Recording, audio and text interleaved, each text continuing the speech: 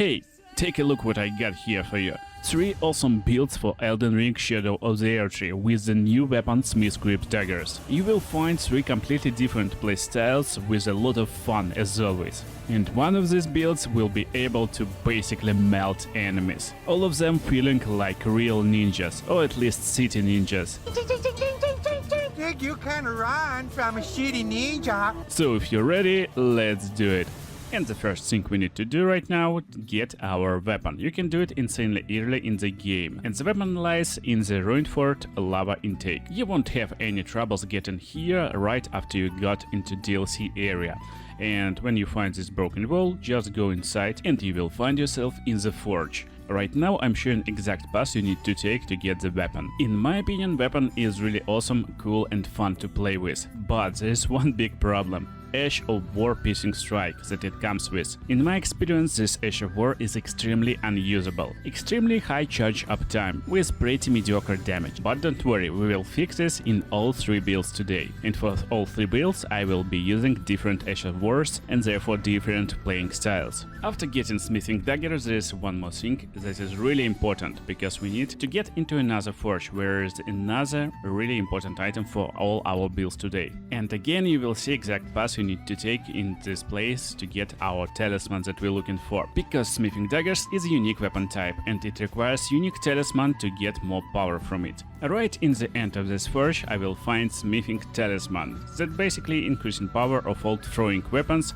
and that's the weapon we're using today. And the first build will be really cool, I mean ice cool, because we will be using called Smithscript Dagger. While this daggers is a ranged weapon, the range is not too crazy, so you need to be in kinda medium range anyway. That's why piercing shot is my most hated Ash of War on daggers. And considering we need to be in pretty close range to targets to deal damage, Cold Ash of Wars is a really nice idea to have, especially new Divine Beast Frost Stomp. It gives you ability to attack multiple targets at once and also activate Cold build-up on them. Cold is like a bleed, it will build up and will inflict percentage of damage, but also it will slow your targets, so it will be easier to run around, evade their attacks and basically inflict some damage. But to get this DLC you actually need to progress through the game and defeat a really strong boss. So before you can use Old Hoarfrost Storm. It's really easy to get without fighting in basic Elden Ring game.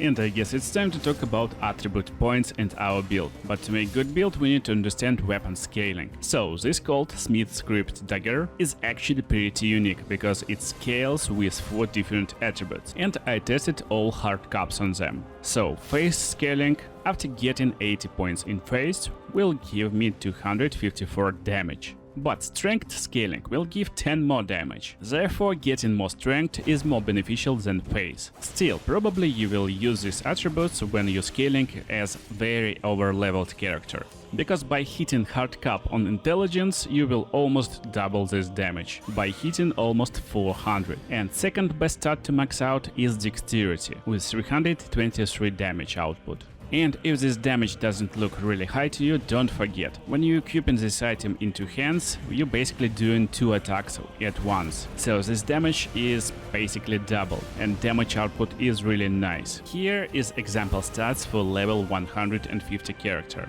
While we are range characters, still we are in a kinda close range most of the time, that's why I like to have 55 vigor.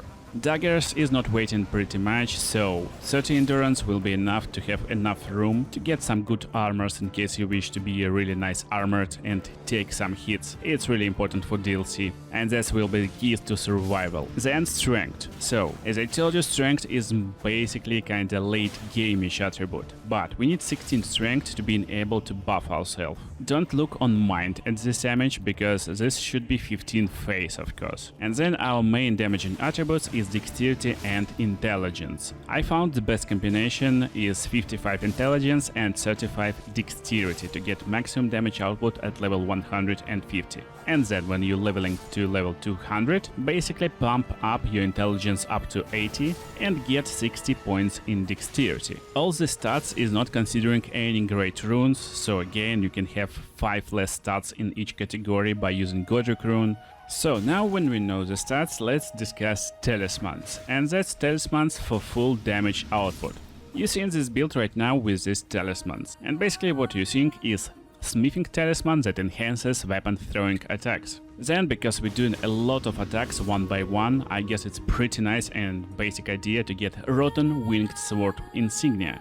That greatly raises attack power with successive attacks. And there's another talisman that will increase power with successive attacks, it's Millicent Prosthesis. Also it adds +5 to dexterity, so keep this in mind if you're using this talisman and just have 5 less dexterity and get a little bit more vigor or endurance or whatever attribute you like. And the last talisman to get our damage as high as possible is a Ritual Sword Talisman that will raise attack power when HP is at maximum. And basically you can use any combination of these talismans, because in DLC there's a lot of guys who really punch with insanely high power, so I recommend by running with 2 offensive and 2 defensive talismans, or at least 1 defensive talisman. Feel free to swap whatever talisman you like, or you don't have, for example. The last but not least is our Wondrous Physique. It gives us a lot more power. And honestly, there is not a lot of stuff that we can use to enhance power of cold damage attacks,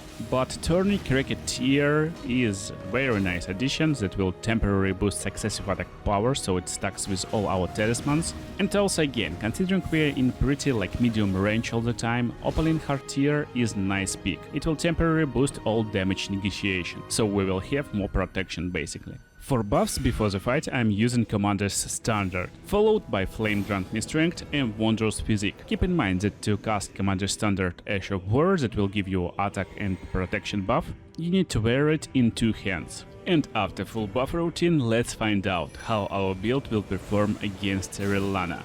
So, we're starting with full health, but she's so aggressive and my rolls is not perfect as always. But again, you don't need to be perfect, this build is pretty fine, and by using Opaline Heartier you will have enough defense to stand a hit against Rilana. As you can see, she is almost at half health initially, like from the start. And now all I need to do is to just bait few attacks and finish her. And Cold is just insane attribute because it will make her slow, it will proc like bleed, will do insane amount of damage in a single hit, so all you need to do is to just stand at medium range, and that's pretty safe range, so you're not being hit by all attacks. As you can see right now, I'm really easily evading fire attack, and it's a lot easier to evade some range attacks, so basically medium range is really cool. That's what I found really nice about these daggers. And probably you won't use it a lot, but still don't forget about Ash of War, so you can just stomp and make enemies and bosses also take a hit from procced cold condition and also become a lot more slower. And this was the first build, so let's go to the second one, and in second you will become insanely cool ninja, but first of all we need to get a really cool armor. So I went into the fort, and to get this armor you need to defeat this boss, Golden Hippo. But this Hippo is not a big problem. If you're running my cold build, you can make him a lot more slower, so he will be a lot more easier to evade, and then basically you will finish him with a little bit of daggers and cold procs. After finishing Hippo, there will be a doors that you need to go into, and basically follow the path you've seen on the screen. It's pretty easy, you just go forward, get upstairs 2 times, and then go through the room outside. So here, in the place where there's a lot of boats, just go forward until you meet the wall and turn to the left to get downstairs. Now go onto the waterfall and 1 more stairs downwards. Here you will find a room with a painting, destroy this illusionary wall, and you will find sarcophagus or coffin. Just rest and you will find yourself in another area, and we need to go into Eastern Mausoleum. So again, it's pretty tricky place and pretty tricky to get over there, but just following the route on the screen right now, you will arrive into Site of Grace that is pretty close to it, and it's really fast to get here. I can't show exactly on the map where it is because it won't help you. The map is layered and there's actually 3 levels of the map, so just watch video and follow the road on the screen. And here you need to go basically back from the Site of Grace, follow this narrow path near the cliffs, and then turn left and go downwards. So that's the exact path you need to take. It's pretty safe and you will find yourself in the Eastern Mausoleum. Here's another boss we need to defeat to get really cool armor, and it's Rakshasa armor set. This armor set will give you 2% bonus per piece to your damage, so basically plus 8% bonus to damage, and the next build and last build will be focused on damage output. So why not to take this awesome new set and become really city ninja? Rakshasa is not too hard, especially if you're fighting from medium range. Just keep distance and throw daggers when you get an opening, and you will get this set in no time. The third build is so deadly that enemies will just fear you. You will become real ninja, you will be able to evade all attacks and basically easily destroy enemies from middle range. That's why for this build I will use a War Bloodhound step. But since it will be bleed build, you will need to have blood affinity on it. To get blood affinity on this weapon, you need Black Vet Blade. And basically you're seeing the right road on the screen right now. You just need to go into Nokron City and follow the road with a little bit of parkour until you will get to the second floor of the main building in the middle. And near the statue there will be a Black Vet Blade. Also there's another item that will give us a little bit more damage. It's White Mask, as you can see it on me. Basically when the bleed procs you will get bonus damage. Full Rakshasa set is nice, but also it will increase damage taken, while White Mask will only give you more damage. The main idea of this build is to actually go into middle range and spam your multiple blades while being extremely mobile and evade all attacks possible, thanks to our Bloodhound step. And in my opinion, this build is extremely perfect for guys who want to feel like a real ninja with throwing shurikens of daggers. Basically, we're using daggers right now. And now our dagger will scale with 5 different attributes. Still, intelligence and face is not really nice, with just E scaling, while strength got D scaling, same as arcane. 80 intelligence is just a waste of attributes, so just don't level up intelligence past 11, because 11 is what you need to wear this dagger. And same with face, so you don't want to have more than 15 face with this build, and if you're using any body buffs from, for example, food or other sources, just don't level up face completely, keep it at 11. I keep it at 15 just to be able to cast Flame Grant Me Strength. Speaking about strength, it's a little bit better in terms of scalability, but still not too high, especially at hard cap, but I found it's pretty good on lower numbers. And funnily enough, it's just a little bit worse than arcane scaling. So as you can see, arcane gives us 193 damage with a hard cap of 80, while dexterity is the best damage scaling attribute. Therefore, I came up with the stats for level 150. Intelligence will be only 11 just to be able to wear these daggers. Face 15, again for Flame Grant Me Strength. And again, I like to keep endurance at 30 just to have some wiggle room in case I want to wear better armor for particular bosses instead of damage armor. And 16 strength. Same as with previous build, we want 16 strength to be able to cast best buff in the game in terms of damage and protection. And to scale our damage at this level, basically I'm running 55 dexterity and 45 arcane. While dexterity can give us more damage if we push it a little bit further, 45 arcane is nice sweet spot to cause blood loss more often. And last but not least, vigor. With the all points left, I got it at 47, and of course you can have it a little bit more higher by getting better class, because I'm running average with all stats in 10 for this build. So just wiggle a little bit and find your best stats. It doesn't matter too much if you go left or right few points. And for level 200 it will be built like this. So 55 vigor, 30 endurance, 80 dexterity, 50 arcane. And that's what I found. Instead of getting more arcane, it's better to get more strength. So for level 200 I got 28 strength. It gives us most damage, but in case you don't want more damage, you can actually keep strength at 16 and get more endurance for better armor, get maybe more face for different buffs, or whatever you wish basically.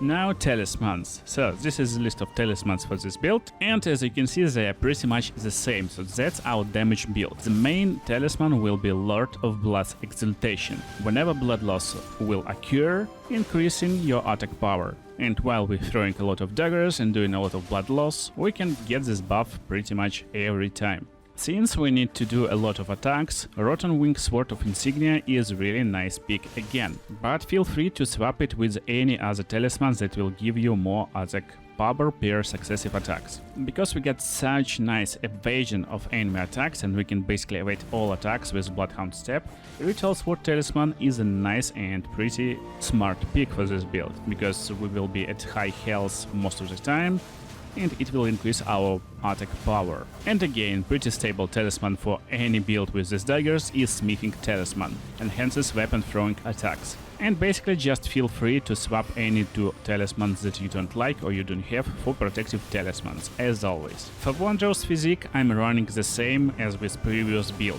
Turning Racketeer that temporarily boosts successive attack power, and also Apolline Heartier that will give us more damage renegotiation. Because again, while we are in the range, we still will take few shots, so it's better to be more protective.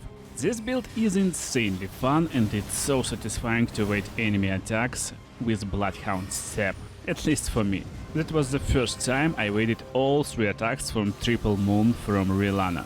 But the next build is just crazy, because it will fix the biggest problem of this one. Basically there's a lot of enemies who are pretty resistant to blood loss, at least with the daggers. You can inflict blood loss with some blood builds with katanas, but this daggers is not enough sometimes. You see in the fight versus Black Gallic Knight right now, and while it was pretty easy and I defeated him, still it took me almost like 4 minutes, so it was a long fight. But the next build won't have any troubles like this, because you will become Meltman, with the power to melt. And Meltman, with the power to melt. Just look at poor Godric. I'm showing this on basic bosses just so you can see the damage without Scadutree Blessing.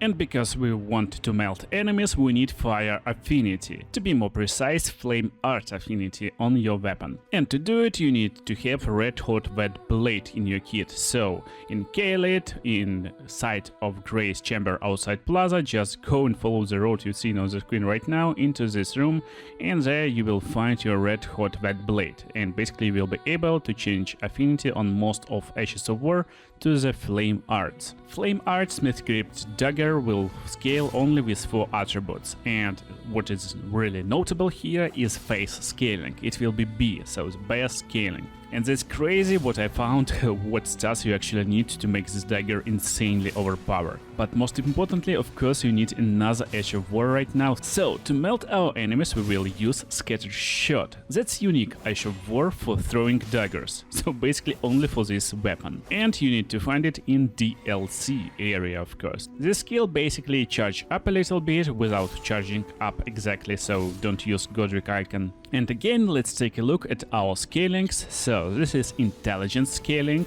and funnily enough, it will give us even more damage than strength scaling, or almost the same damage. And another fun part, dexterity won't give us a lot more damage either. But take a look at face. It's basically making our damage almost 500. With 2 throws it means we're doing 1000 damage in basically 1 hit. And that's what really crazy. I tested this build for level 150 with 80 face and 25 dexterity. So in the end we get in 5 of 5 damage. But if I take this 10 points from dexterity and invest it into face, which is like completely non-logical thing to do, to go over hard cap of 80, I will get even more damage. So that's what I found. Basically take a look at the build on level 150. This build actually melts enemies, so we can sacrifice a little bit of vigor and keep it at 45. Still 30 endurance, and again you can play it a little bit so you can have less endurance, more vigor. 16 strength for our commander standard, 18 dexterity and 90 face. That's what we need. And then on level 200 you want to have your pace at 99 with 50 points in dexterity. This will give you most damage possible, and basically then invest all points as much as you wish. And I'm not even showing you the battles with Howl of Shabriri, which will be the best buff possible. I'm still using Flame Grant Me Strength on this footage, but you can definitely use Howl of Shabriri to inflict a lot more damage. For talismans, again it will be Smithscript Talisman, but now we want to add Fire Scorpion Charm to the mix to increase our flame damage. swords that add more damage on full health, because we won't take a hit if we're melting enemies in few hits. And last but not least, considering we're melting them with Ash of War ability, we want Shard of Alexander. But for this build I'm using completely different Wanderer's physique. So I'm using Flame Shrouding Cracker tier. I guess it's obvious, we improving our fire attacks. But also there is a new nice tier, Oil Soaked tier. Basically it coats you in oil and also enemies in oil, so they will take a little bit more damage from fire attacks, and it's limited range, but it's enough when you just come in close and throwing your daggers. When throwing daggers, try to be more close, so you're using your Ash of War completely with the full damage power. And I hope you enjoyed builds for today, they're pretty awesome and you will have nice time playing them in Elden Ring. Make sure to watch other cool videos on the screen right now, and see you in the next videos.